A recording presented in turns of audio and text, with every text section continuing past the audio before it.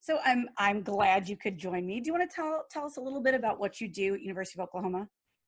Sure. At the University of Oklahoma, I work in the Janine Rainbolt College of Education. I wear a lot of different hats. I coordinate our undergraduate technology integration courses. I also do research about pre-service teachers and computer science education. And I lead our one-to-one iPad program. So every student that enters into our College of Education to be a teacher is given an iPad. And if they graduate in good standing, they get to take it into their classroom. So it's a great opportunity to really talk about technology integration and make sure that our teachers are really well prepared.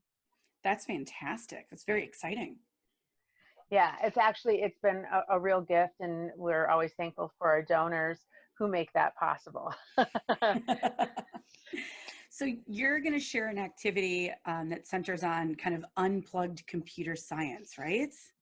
Yeah, an interesting thing about my background is that my undergraduate is biology and chemistry. I was a high school teacher. My first master's is in computer science, and then I taught computer science at Northwest Missouri State for a few years. And then when I went to get my PhD at Indiana, they said, well, this computer science thing doesn't have anything to do with instructional design or education. So I got a second master's, which is really crazy because now everybody is really interested in having students learn about computer science. And they're like, I wish people in education had a better computer science background. So I'm like, hi, I'm happy to be here. Like, let's talk. And yeah. And so the coolest thing about it is that, computer science really has a national emphasis right now. And sometimes I worry that it gets really lost on this focus on coding because while coding is great, computer science is about a lot more than just coding. It's a lot about us having a well-informed electorate, like people understanding what computer science is, and there's so many laws that are affecting. And then also, like when we talk about all these concerns about hackers and security of our information, part of what we really need to do is be personally responsible to understand that better. So when I'm encouraging teachers to teach about computer science, of course they can go on sites like Tinker or code.org or Apple's Everyone Can Code, or Google has CS First, Scratch, all those different things. They of course can go and go onto those, but that's only one aspect. And so if you go to the Computer Science Teachers Association, you'll see that that's like 1/3 of the standards, and the rest are all about like understanding how we should behave online, understanding how online communication works. And so this is an activity that grew of something from my class teaching future teachers. So it's actually really relevant now because we're all so dependent on our computers.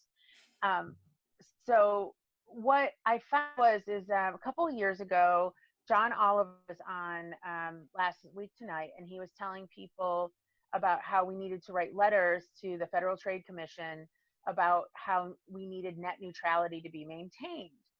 And if you're not aware, net neutrality is the idea that all the routers on the internet are not owned by anybody, that they can transfer information at the same rate.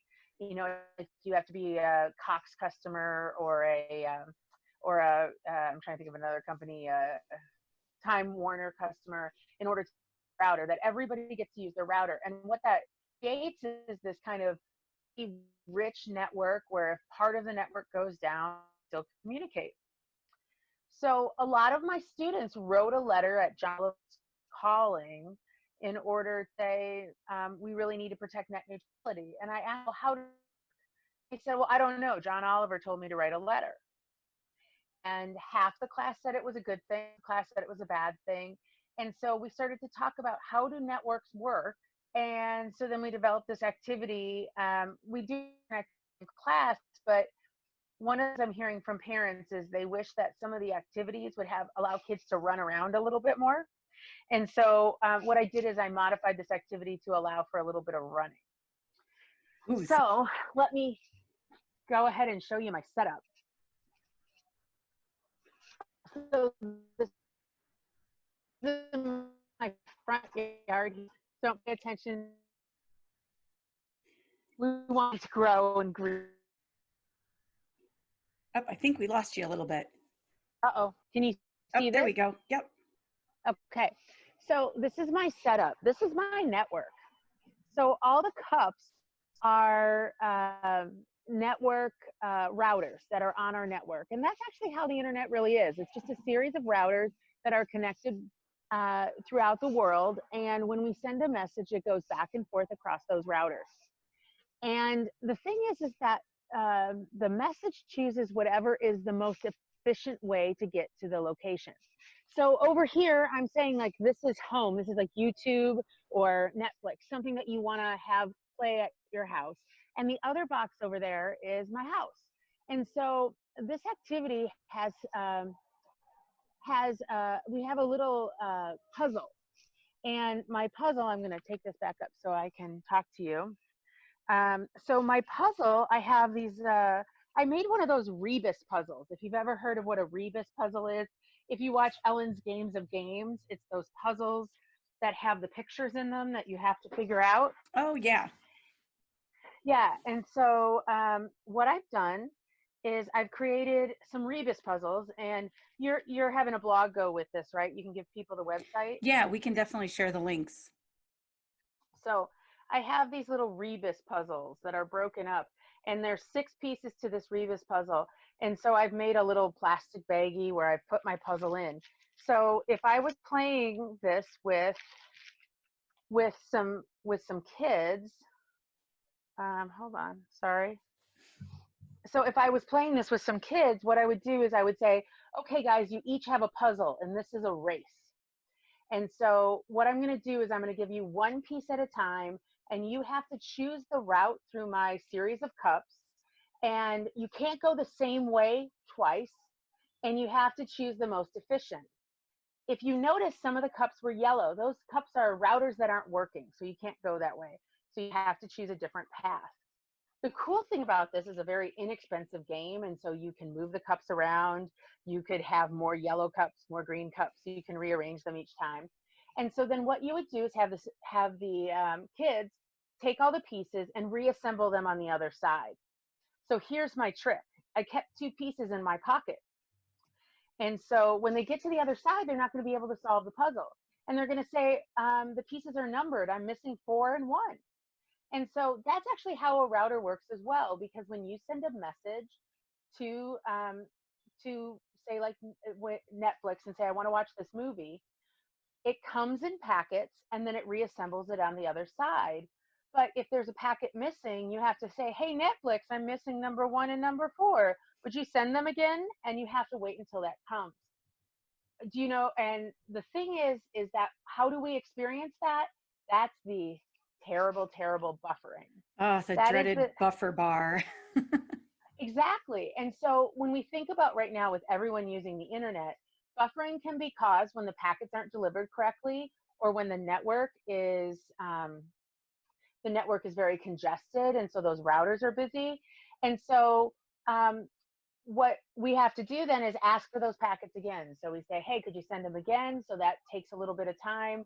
You get the buffering bar. And then eventually when all the pieces get there, you can reassemble it and solve the puzzle, or you can play the video on Netflix. So this is a really good activity for students to do that gives you an idea about what causes buffering. Now, there's nothing really students can do about it because, it's all controlled on the network. And so, but it's good for them to understand what's going on in the background. So like if a perfect example is, I'm trying to think of a large event, like maybe like the Super Bowl. When we're trying to watch videos during the Super Bowl, because everybody's on the internet, you'll see things get really slow, and that tells you that the network is really busy, and that's causing there to be less ways for those packets to get there.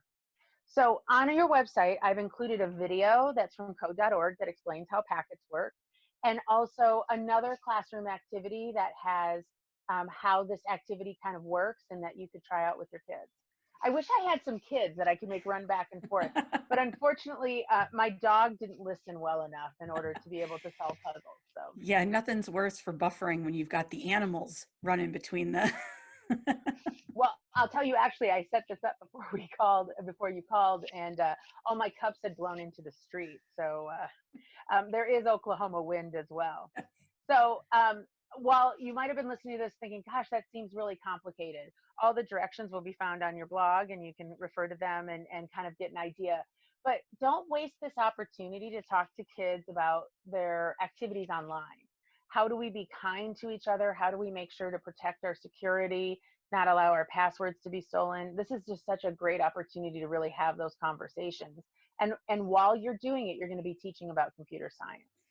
Now, I know for some parents out there, computer science might not be their strong suit. It might not be a topic that they're comfortable with, but this seems very approachable and very kind of Yes. an easy way to visualize something fairly complex.